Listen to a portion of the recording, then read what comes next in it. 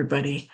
This is Dr. Sarah Hogan, and this is a video about how you know when it's time.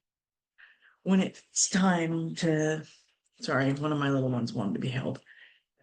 When it's time to say goodbye. When it's time to make the hardest decision, the irreversible decision about when it's time to give them some peace. And I sat down to make this video probably way too many times. And I'd start and I'd stop. And the reason it was so hard is because this is such a big deal that I wanted it to be perfect. And finally, after about the 50th try, I realized that life isn't perfect. So this video isn't going to be perfect. And the best things I've done in my life have been when I listen to my heart. The best advice I ever got. When your heart speaks to you, take good notes. Thank you, Kara. So I let my heart dictate the words onto the page. And so I have some notes that I'll reference. And I'll talk. And I hope this helps. And just know that you're not alone. And know that every single person who loves someone absolutely struggles with this same decision. So you're not weird, you're not weak, you're not abnormal, you're not any of the terrible things your brain is telling you you are. You're normal and you love someone and they're struggling, and it's natural and proper to want to help. So let me see if I can give you some clarity. So first thing that I want you to understand is your brain and your heart speak different languages.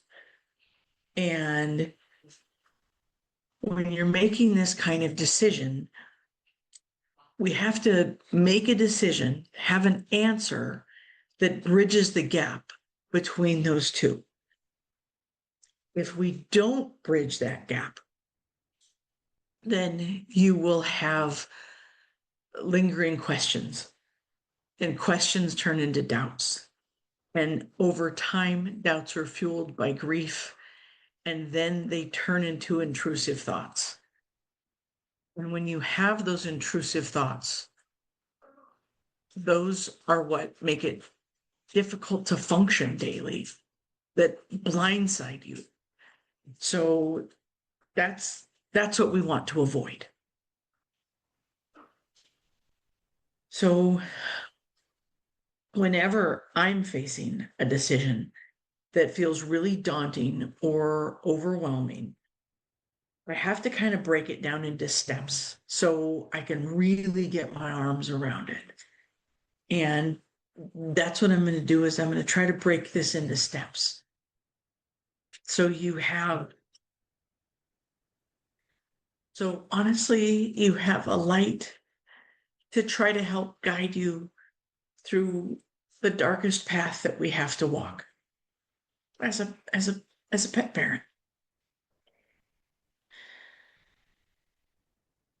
So first, what you need to do when you're going to try to make this decision is you need to get yourself into the right physical space.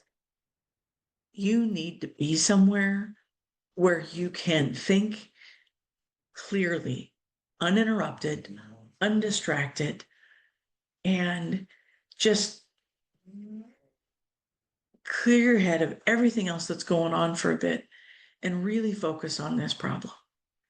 And that may be 10 minutes, or that may be 10 days, or that may be some other amount of time.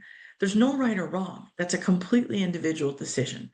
Just give yourself permission to clear your calendar and Really think about this.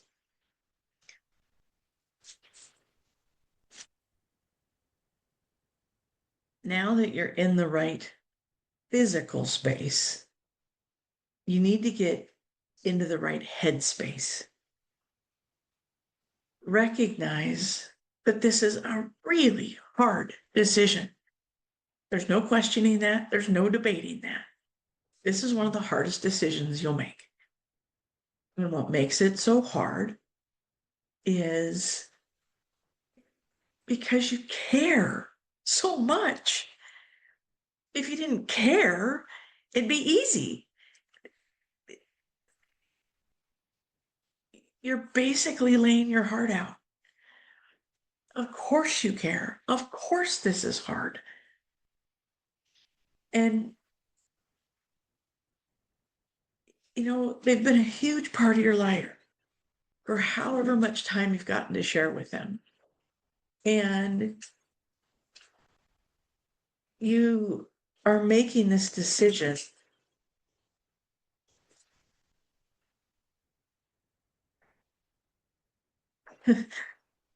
it's really hard because it's a decision based in love.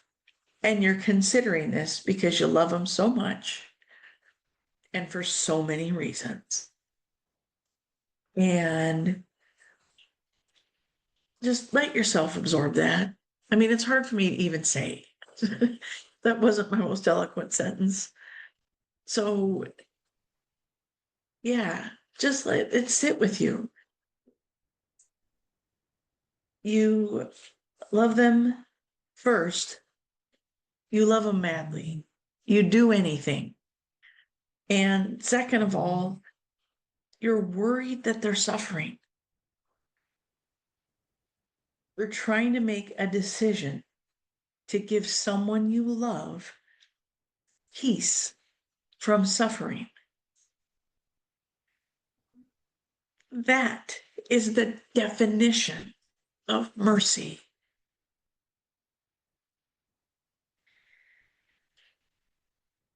Love and mercy is where we start. That's our starting place. Not, I'm weak, and I can't make this decision, or this shouldn't be that hard. It should 100% be that hard.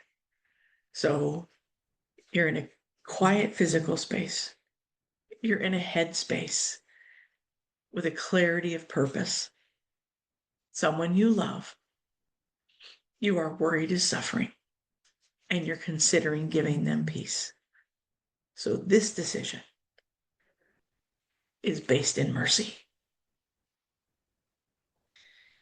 And recognizing that is going to help make our next steps a little bit more clear. So in medicine, when we have a sick animal presented to us, you have to identify the symptoms. What are they showing us? That how we know they're sick. And symptoms fall into two basic categories. One is objective and one is subjective. Objective is what you can measure and things you can prove, like body temperature, like weight loss, like blood work values. Those can all be measured, those can all be tracked, those can all be proven. Subjective symptoms are more what we can't prove easily. We don't have a great way to measure it. Like diminished energy, maybe eating a little bit less, or maybe recognizing that they're just not themselves. Subjective symptoms are just as valid as objective symptoms. They're just different. And together they make the whole picture. So the reason that I'm talking about this is because it's a way to make a list. This is the bridge that connects the brain and your heart talking. You make a list and you really want to identify what is wrong and what has changed with your baby. What has changed that is making you worried they are suffering? And if you have a list, then you can see what you can intervene. What can you change? Or what can you not change?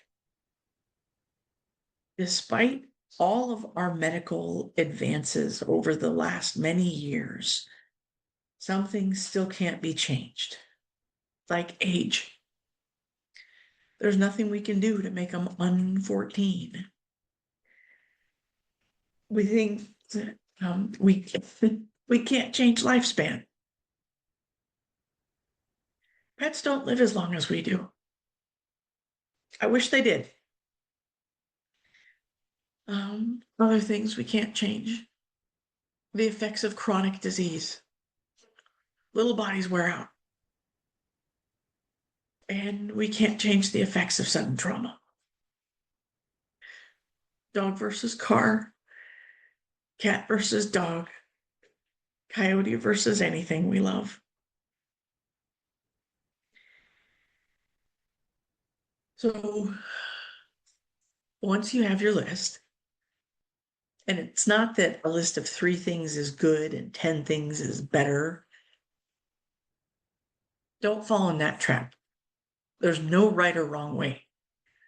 We're making a list so it's a tool. So look at your list, and if there are things that can't be fixed, can they be managed? Can you have a little furry hospice patient? By hospice, I mean you're no longer trying to do invasive or heroic things. You're just trying to make them feel as good as they can for as long as they can. So, what are things that hospice type care manages? One is pain. We have lots of drug options now, and it's okay to use more than one medicine if it's prescribed by your veterinarian. So, if you tried one medicine and it didn't really work, talk to them and see if there's either a different medicine or if there's a cocktail of medicines that can be used in combination that may have a better effect.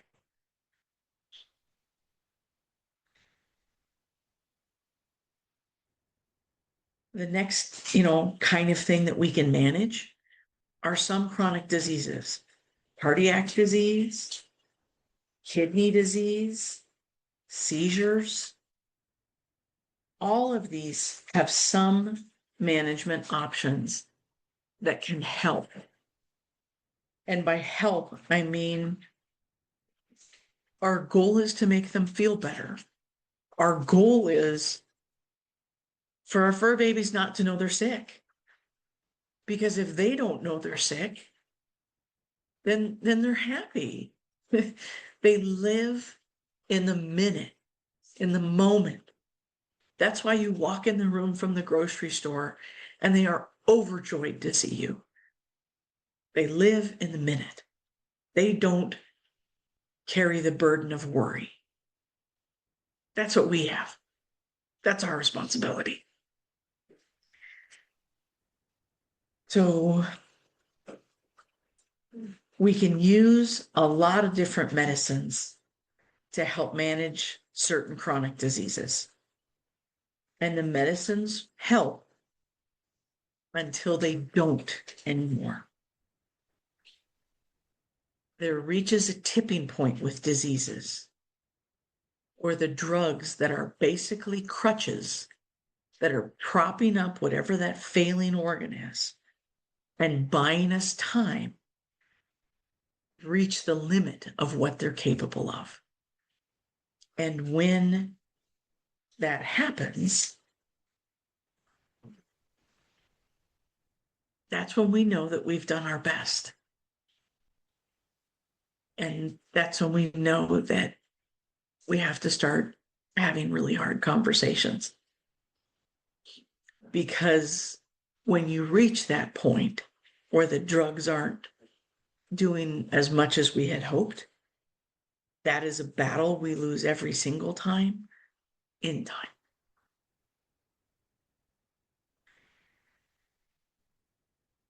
Another scenario that we see is maybe what is wrong with your baby has a potential treatment option,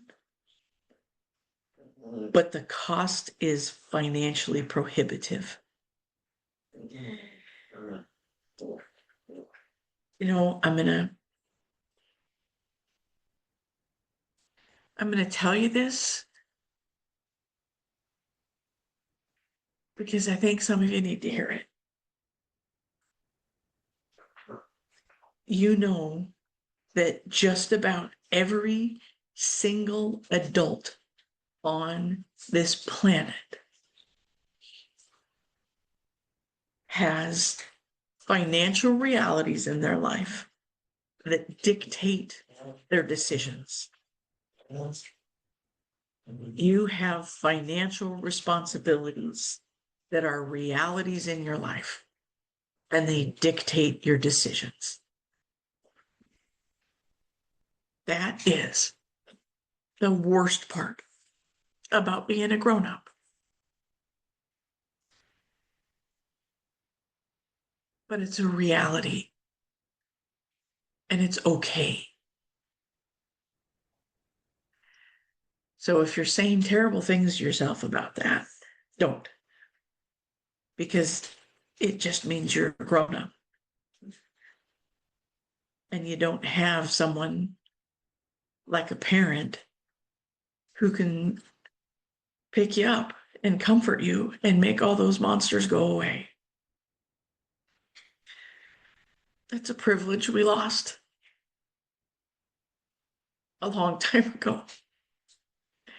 So it's okay. It happens to everybody in different scenarios.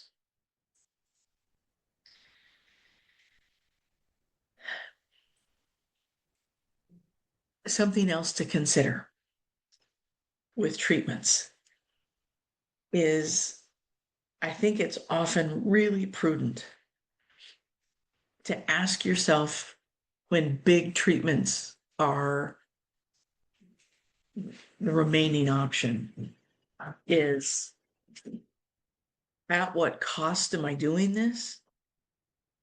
And what does after look like? And when I say cost, I'm not talking about financial.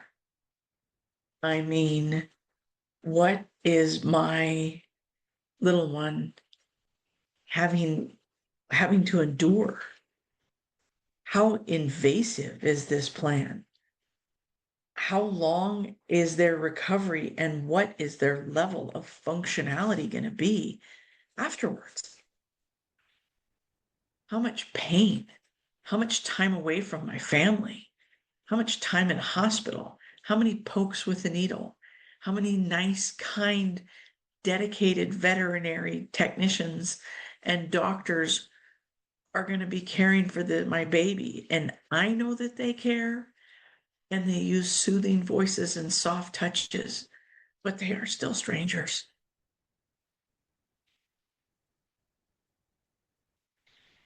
If the reality is that they must endure a lot to gain a little, maybe the better part of valor is a soft goodbye.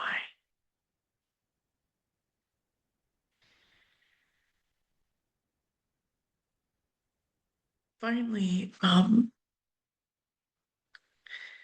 Finally, I want to talk about making this decision when it isn't dramatic or sudden, when they're just like a little light bulb you see getting steadily dimmer, and just they just don't shine like they used to. In those circumstances, I I ask you to take a long view of your pet's life.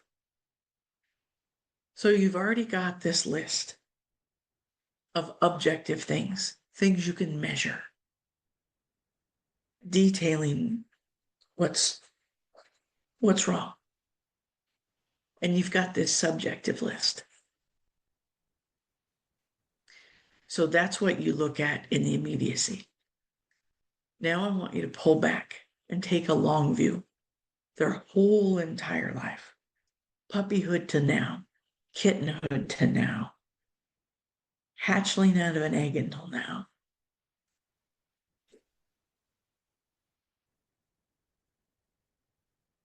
I want you to think about the three things in their whole life that they've lived for. Were they always food motivated and just over the moon for any treat you offered? You know, you're eating a carrot, here's a carrot. They're like, great, a carrot.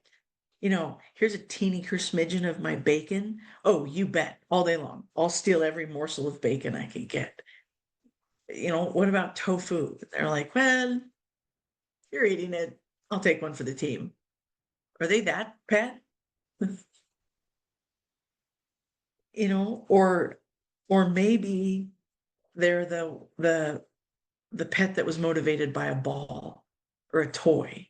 Like even if they were asleep, you said the word ball, or you got the cat toy with a bell on it and they heard that bell and they're awake and they're ready to see what you've got to offer. Or maybe they were a runner. You'd let them off lead, or they'd get the zoomies and 1,000 miles an hour around the house or wherever they could.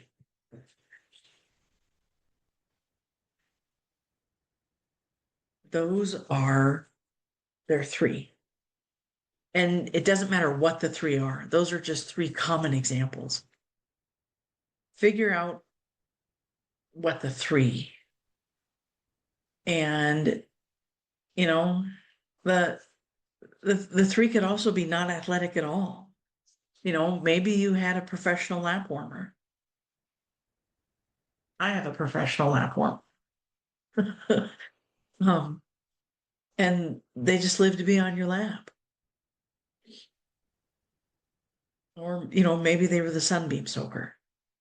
But if they can no longer do these things, with the three things that defined them, their life, they can no longer do. Because they're too frail, or physically they're too weak. The pain associated with moving prevents it. Their inability to breathe doesn't allow it. Then I think it's fair to say that they have really lost the best parts of their life. That means they have lost their quality of life.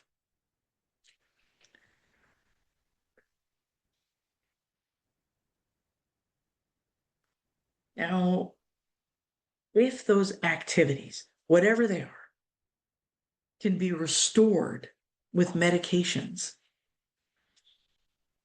or some other modification, then let's do that. If we can control their pain and they can have a measure of play again, great. If we can give them medications to help the work of breathing, either clear up the pulmonary congestion or dilate their airways, then let's do it. Let's help them feel as good as we can for as long as they can. But if they can't, then I think it's time to have some meetings. And by meetings, I mean that you need to get really high quality answers so you can make really informed decisions. So first you talk to their vet and you make sure there isn't some reasonable intervention. Reasonable, like, can I give them a pill? Is there some sort of injection? Is there a measure of physical therapy? Is there something that we can do to help restore, even partially restore, their ability to function, their ability to have that source of joy back?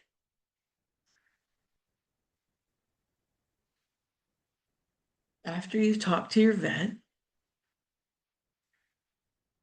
talk to your family. Really talk to them. Really explain your concerns. Have your list. Let them know you talked to the vet. Tell them what you feel. And more importantly, tell them what you're most afraid of. Are you afraid that they're suffering? Are you afraid that you're going to be gone and they're going to reach crisis point where they can't breathe? Or they're frail and they're going to fall and break something and they're going to lay there and languish for hours until you're home? That's all valid. And more importantly, that's not what you want for the last moments for someone you love.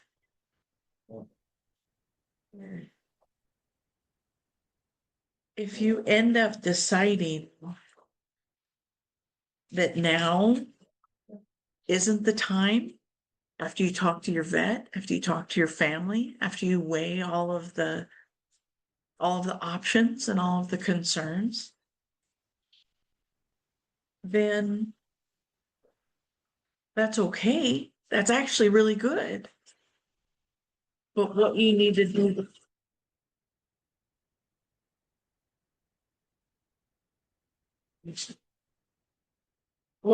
do, then is make a decision about what the finish line looks like. We're okay now, but if we get to this point, then that's too much. And then everyone can be on the same page and everyone understands. Not only do they understand what the finish line looks like, but they understand that every day is a gift. Really a gift. So that gift can be treasured. Photos can be taken. A bucket list made and items crossed off. And most importantly, you can talk to them and tell them everything you need to tell them.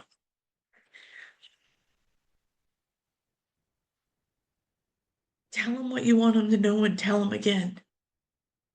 Tell them they've been the best dog, cat, bird, reptile, fish, whatever it is you love, it doesn't matter. but tell them they've been the best one in the world. And they've done a great job loving you.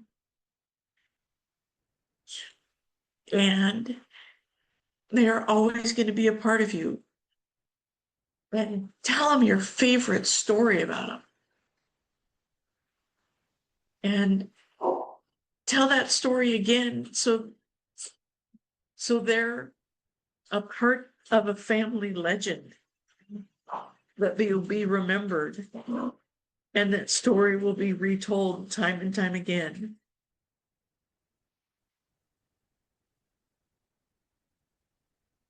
Because that's what really matters. And that's what matters to you. Every time you relive that memory with them, the story that makes them a family legend, it's like you're getting to visit them again.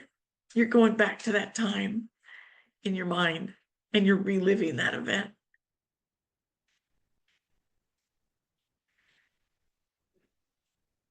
So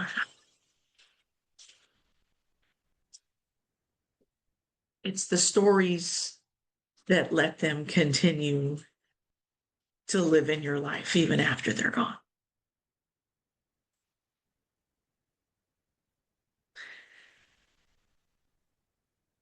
Making the decision for euthanasia will never be easy. But what is easy and what is kind aren't the same thing. So, to recap, make a list.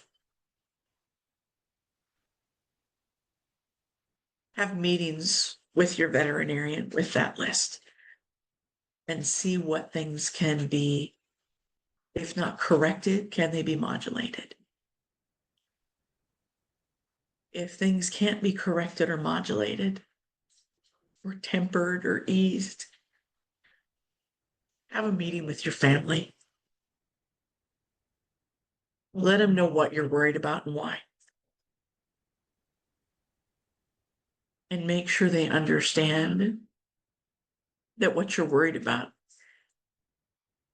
is the suffering of someone you love. So this is a decision that starts and ends in mercy.